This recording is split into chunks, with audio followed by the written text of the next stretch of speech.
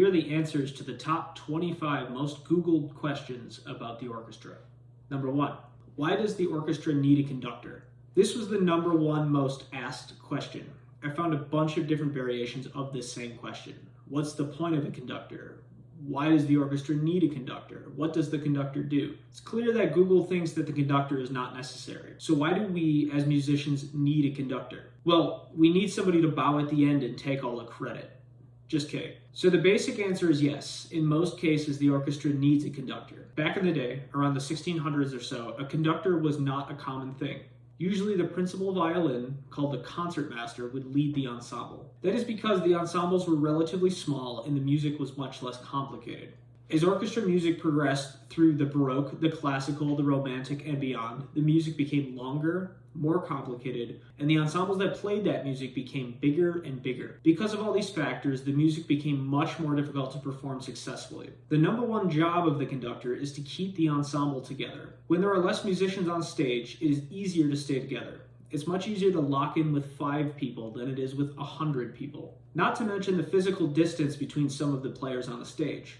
There could be 100 feet between the back of the bass section and the back of the violins. So one of the jobs of the conductor is to serve as a timekeeper. Another thing that was introduced as music became more complicated was tempo changes. When the music slows up and down, the musicians need a guide on the pace of that change, and usually the conductor shows that. Another job of the conductor is to be the head of musical interpretation of the piece. In a string quartet, there are 4 players with their own musical ideas who have to work together to come up with their own interpretation of a piece. Between 4 people, compromises can be made, usually, and everyone can have input on the musical interpretation. When there are 100 people with their own musical ideas, compromises between all of them can be much more difficult. There needs to be a leader with one voice that can direct all of those people. Another job of the conductor is to be the head of the rehearsal process. Even though the conductor makes no sound, they are usually either credited or blamed with the success or failure of a performance. So they must be responsible for the preparation of the orchestra for that performance. They make the decision on what parts of which pieces gets rehearsed and what needs to be worked on. They essentially serve as the musical manager throughout the concert cycle week. There are examples of when the orchestra do not need a conductor. It is pretty common for Baroque pieces to be done without a conductor, where the soloist leads the ensemble. Also, chamber music, or smaller music groups, is also usually done without a conductor. And yes, if the orchestra had unlimited rehearsal time, they could probably pull off a lot of the repertoire without a conductor. But having a conductor there makes the process easier, more efficient, more streamlined, and better managed. And also, many conductors have excellent ideas about musical interpretation and are usually incredibly knowledgeable about the composers and about the repertoire. I've learned a ton from each and every conductor that I've played for. Number 2, how do orchestra auditions work? My favorite and least favorite question. I'll explain the American system for auditions, as that's the one I'm familiar with. Other parts of the world have different policies and procedures. When a spot opens up in an orchestra, the announcement is made through the international musician or through other avenues such as the internet. As part of the announcement, an audition list is sent out. This audition list consists of orchestral excerpts and solos. An excerpt is a small chunk of music from a larger work in the orchestral repertoire. These excerpts are hand-selected by the audition committee and are often some of the most difficult passages you will ever encounter in the repertoire. The most difficult little passages for your instrument are extracted from 20, 30, 40 different pieces, and that is what you play in your audition. An audition announcement is usually advertised 2 or 3 months before the actual audition date. During this time, musicians spend months preparing that music on their own time. On the day of the audition, the orchestra holds the first round, also known as the prelim round. The goal of this round is to eliminate as many players as possible. For a good job, you might have as many as 200 people auditioning for one spot, and this is where a vast majority of the people are cut from the competition. After the prelim round, there are usually several more rounds that weed out the remaining players until just one is left standing, and that is the person that's offered the job. During the audition, all rounds are done behind a screen to assure anonymity. During their audition, candidates are not allowed to talk or make any unnecessary noise to ensure that their identity or gender or anything else can be worked out. Some orchestras even make their candidates walk out onto the stage on a carpet so that the committee cannot make out what kind of shoes they are wearing. It is also double blind. The committee doesn't know who is playing, and the candidate is not supposed to know who's on the committee. Auditions are some of the most stressful things that musicians have to deal with. It is not fun for the candidates, and it's not fun for the committees. And just based on sheer numbers, the chances of any one person winning an audition can be tremendously slim. However, it is a necessary part of the process to ensure that 1, the best musicians are the ones that get the job, and 2, there is as little bias and discrimination as possible built in within the process. Number 3, why do orchestra players need sheet music? The main reason for this is the amount and the length of the repertoire that is played. In a full-time orchestra, the players are regularly learning 2 hours of new music every week, and sometimes even more than that. It would be impossible to memorize that much music on a regular basis. And when the piece you're playing is thousands of measures long and 70 minutes in run length, with tons of details on the page, it's just too much to remember. There are situations where music is not used. The most common occurrence is when a soloist plays with the orchestra. This is not required, but most of the time the soloist will play from memory. The orchestra is capable of playing without music, and if given enough time to prepare, it would be possible to memorize all the music. But again, with the amount of music that is required and the limited time that the orchestra has to rehearse, this would be very impractical. Number 4, when to clap at an orchestra concert. This is a good one. In the orchestra, it is tradition to clap only at the end of pieces. Where it gets tricky is when the orchestra is playing a multi-movement work. Most symphonies are divided into several sections called movements. Between these movements, there's usually a brief pause that can sometimes be confused with the end of a piece. So you should wait until the end of the piece, not just the end of the music. However, personally, I feel that the audience is there to enjoy themselves, and if they want to clap, they should be allowed to clap. You certainly won't get in trouble or anything like that if you clap in between movements. But if you're unsure, just wait for the rest of the audience to begin clapping. Do orchestra players get paid? Yes and no.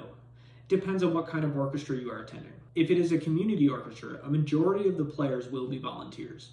If you are at a higher budget, more established orchestra, everybody is paid. Obviously, if you are attending a youth orchestra, a K-12 concert, or a college/conservatory concert, all of the players will be students. Although, in my opinion, if the NCAA can now pay college football players, it's time for the colleges and conservatories to start giving a percentage of the ticket sales they generate to the players of these concerts. I think that this is especially true at high-level conservatories, where the qualities of the players on the stage can be on par with professional orchestras. Number 6, how much do orchestral players make? This entirely depends on the level of funding that the orchestra has. Some musicians make a good living and can even make up to multiple 6-figure incomes. Others struggle pretty hard. The number of jobs in an orchestra that pays a good living wage is very low compared to the numbers of players that actively seek these jobs. Many full-time musicians do not belong to a full-time orchestra. Instead, they play in several regional and community orchestras that each perform roughly once a month, and they alternate week by week. This is known as freelancing, and is currently the position that I'm in. Number 7, how are orchestras set up? The most common setup is this one. Violins to the left of the conductor split into 2 sections, cellos and basses to the right of the conductor with violas in between. Behind the violas sit the winds, flutes, oboes, bassoons, and clarinets. Behind those people in the next row sit the horns, trumpets, trombones, and tuba. Percussion are often in the very back of the ensemble. There are other setups that can be seen but are less common. Sometimes the cellos and the second violins are switched, so violin 2 is to the right of the conductor and the cellos sit next to the first violins with the basses behind them. And in smaller ensembles, the seating varies tremendously. Number 8, how are orchestras funded? Orchestras are normally funded through 3 main avenues. The first is their own ticket sales and other products such as merchandise, recording, and live streaming rights. The second is through donations by patrons and organizations. And the third is government funding for the arts, such as the National Endowment for the Arts. Most orchestras do not run on a profit and rely on the funding by patrons and other sources to stay afloat. Number 9, do orchestras have pianos, guitars, saxophones? Pianos, guitars, and saxophones are not part of the orchestra for most repertoire. However, there is repertoire that calls for these instruments. Rachmaninoff's Symphonic Dances has a piano part and has one of the most beautiful saxophone solos in the repertoire. It is also common for piano and guitar to be the soloist accompanied by the orchestra. These performances are known as concertos. Number 10, does the orchestra have singers? Usually at an orchestra concert there will be no singers, but that is not always the case. There are some very large pieces of music that does include a chorus, and in my opinion, these are some of the most epic pieces of classical music that exist. Pieces such as Beethoven's Ninth Symphony, Karl Orff's Carmina Burana, and Verdi's Requiem, to name a few. If you are attending an opera or a musical theater, there will definitely be singers on the stage, and they will be the stars of the show. Number 11, what's the difference between an orchestra and a symphony? So this is a common confusion that I've heard. The name of the group of players on the stage is called an orchestra. The orchestra performs pieces of music that are called symphonies. Because of this, sometimes the orchestra is referred to as a symphony orchestra, or sometimes just shortened to symphony. But all that means is the orchestra performs symphonies. So there is no difference. The symphony is just what some people refer to when they mean to say symphony orchestra, or just orchestra. I'm hoping that this is clear. So the ensemble is called an orchestra. Symphonies are a genre of music that they play.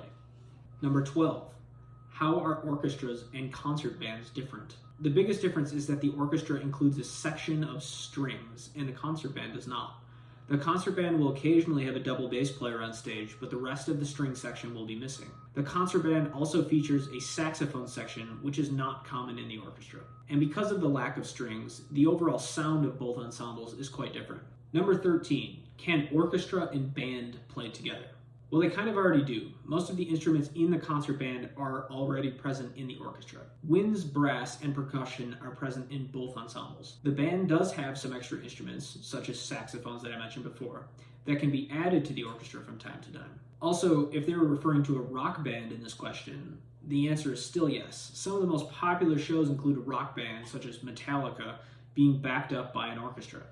Number 14, why do orchestras play behind the beat? Well, they don't always play behind the beat. It is usually an agreement between the conductor and the orchestra on where they want the sound to occur in relation to the beat of the conductor. Some conductors prefer the orchestra to be right with the beat, and personally as a player, I prefer this as well. But the reason that some conductors are slightly ahead of the orchestra is because the conductor wants to show the change in the music before it actually happens, so that the orchestra can react to their change easier. For example, let's say that there's a change in dynamic coming up. The orchestra is currently playing very softly, and there's a fortissimo accent coming up. The conductor may want to be slightly ahead of the orchestra and gesture that with their hands before the change in the music actually happens. Number 15, why do orchestras use C trumpets? The modern answer is orchestras use trumpets in different keys to accommodate for the range that they have to play in, as well as for the particular sounds that each trumpet has. B flat, C, and E flat trumpets all have different tessituras, or preferred range, and these instruments are easiest to play within these ranges. A C trumpet could play the E flat trumpet part if the player transposed, but it would be more difficult and it may not sound as good. The historic answer to this question has to do with the development of the technology of the instruments themselves. Before the invention of the valved system on trumpets and French horns, these instruments could not play chromatically. They could only play the partials associated with the harmonic series of the key that the instrument was tuned to. For example, the F horn could only play the harmonic series that is associated with the note F. All of the control of the pitch of the instrument was done with the lips and the face muscles. To play in different keys, the players would either need a different instrument or to change the length of the tubing of the instrument. Why do orchestras tune to the oboe? In early ensembles, when the orchestra was first being formed, the sound of the oboe stood out from the rest of the orchestra, which at that time was comprised of mostly strings. The tuning of the oboe was also much more stable than the gut strings on the string instruments at the time, so it was a more reliable pitch center that anybody else in the orchestra could tune to.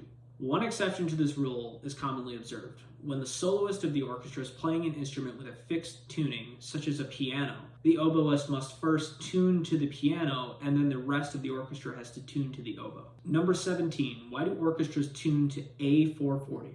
Well, every orchestra tunes to the note A because every string instrument has an open A string. From that open strings, players can tune the rest of their strings on their instruments by matching harmonics and by using relative pitch. As far as the exact frequency of the A, most orchestras use 440, but that's not always the case. Some of them use 440, 441, 442, etc. In the Baroque era and before, an A in one area was not the same as an A in another area. You could go to one region and A would be 415, and in another it would be 430, and in another it would be 450. This would begin to lead to problems with instruments and string manufacturing, as it is difficult to manufacture these things to stay stable at such wide pitch variations. It would probably also be very confusing and disorientating to musicians that may have traveled from place to place at that time. Because of these issues, a pitch standard was implemented across Europe where A would be equal to 440 hertz. Number 18, why do orchestras wear black? The reason that I was given when I was younger was the players need to look as uniform as possible so as to not distract from the music. I do think the whole tuxedo for the men is overkill sometimes, but having everybody look relatively the same does help in the teamwork aspect, similar to how a sports team will use all the same uniforms. Number 19, where does an orchestra sit in the theater? In a regular concert, the orchestra sits on the stage and is the centerpiece of the entire concert. However, in other genres, such as musical theater, opera, and ballet, the orchestra is not meant to be the main attraction of the event. So they sit in what is called a pit, which is normally located right below the stage. The orchestra is meant to be heard in these instances, but not seen. Number 20, how are orchestras ranked? This is a tough one to really answer objectively. Orchestras that receive the most funding and have the biggest budget usually attract the best players because the competition to get one of those spots is so high. In America, orchestras such as the Chicago Symphony, the New York Philharmonic, the Boston Symphony, and the Metropolitan Opera are definitely near the top of that list. However, they all have their own unique sounds and concert halls that they play in. So deciding which one of them is really the best is more of a matter of opinion. But in general, the Ixam orchestras, or the full-time gigs, are going to be of superior quality. The ROPA orchestras and other regional orchestras are still going to be very high quality, just maybe not quite as polished as the full-time ones. And community orchestras may be a step below that. However, orchestras of any level are full of passionate players and they all produce good music. I would recommend checking out both your local professional orchestra and your local community orchestra. You will enjoy both. Question 21. How often do professional orchestras rehearse? Paying an orchestra is very expensive. There can be sometimes up to 100 people on stage all at once. So the goal of most orchestras is to have extremely efficient and productive rehearsals to minimize the amount of time that is needed for rehearsal. In school, you might have a concert every 3 months and you will rehearse that music multiple times a week for months. In college, it might be once or twice a month. In professional settings, it's every week. Normally 4 or 5 rehearsals is the maximum you will get. However, I've been in scenarios where you only get 1 rehearsal, and even a couple times where we got no rehearsals. 22. When was the orchestra invented? People have been grouping instruments to play together for as long as there has been instruments to play. But around the year 1600, Monteverdi started specifying his scores to include the violin family, which forms the bones of the modern orchestra. The orchestra as it is modernly seen came to be in the 19th and 20th centuries. 23. How long are orchestra concerts? Orchestra concerts range from about 1.5 to 2.5 hours normally, depending on the music that's on the concert and the length of the intermission. Operas and ballets, however, can go much longer than that. Usually the orchestra will have information on their website about how long each performance is going to be. 24. Where do orchestras practice? Whenever possible, the orchestra likes to rehearse in whatever space that they are expected to perform in. Different spaces react differently to sound, and the way that the musicians play has to change based on the nature of the room. It can be difficult to adjust at the last second if you spend all week rehearsing in one space and then have to move to another to perform. Question 25. Where can I see an orchestra? Orchestras perform all over the place, but the most common is concert halls and theaters. Thanks for watching. If you learned something, please consider leaving a like and subscribe.